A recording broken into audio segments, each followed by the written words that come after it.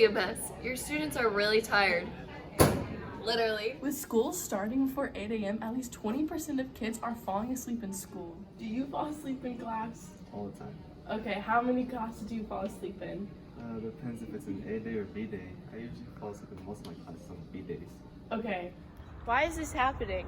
Is it because students wake up too early for school? The CDC recommends an average of 8 to 10 hours of sleep per night for adolescents between the ages of 13 and 18. Here at East Neg, many variables come into play on how much sleep students get. Some include after-school sports, work, childcare, homework, and transportation.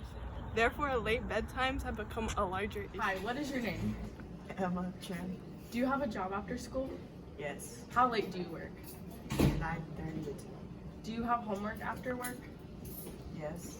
Do you do it, or does your job make you not want to do it? I don't do my homework because of my job. How late would you say you go to bed? Like 12 or 1 And why is that? because I have work. Okay, thank you. How do you feel about school starting so early? I think it's stupid Why do you think this is stupid? because it starts way too early. Do you ever fall asleep in class? Oh, all the time, yeah. Okay. We interviewed teachers, and on average they said that kids are really sleepy, but they don't let them sleep in class. What's your name and what grade level do you teach?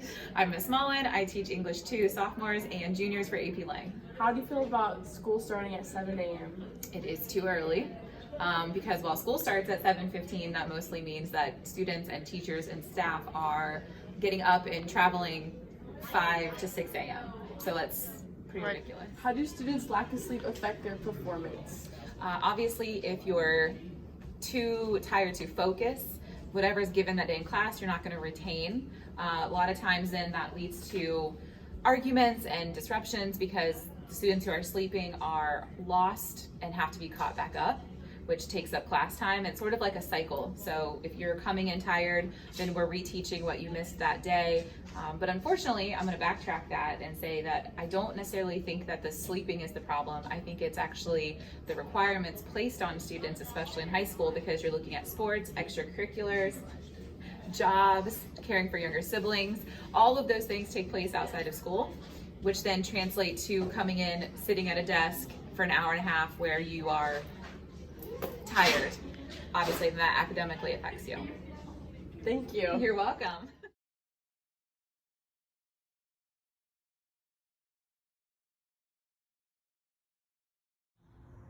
There's a simple answer to these problems. School shouldn't start before 8 a.m. What's your name and your grade? Gianna, and I'm a senior. I'm Allie, and I'm a senior. So how do you feel about school starting at 8 rather than 7? I feel like it gives students more time to sleep and get rested so that when they come to school, they're not sleeping in class and, their brains are functioning better. A lot of us, we have jobs and stuff after school. So starting, like for me, I have to get up at 5:30 every morning to come to school. Oh, wow. So with that, I get home from work late at 10:30, 11 o'clock. I'm up at 5:30. Having that extra little hour would be great. Thank you. How do you think going to school at 8 rather than 7 would benefit you? It would give me more sleep time. Do you think you need more sleep time? Yes, I'm definitely sleep deprived. Okay. Some may say earlier start times make it easier on families who need older siblings to care for and transportation reasons. However, not getting enough sleep can lead to attention, behavior, and learning problems. Reduced sleep hours also takes a toll on academic performance.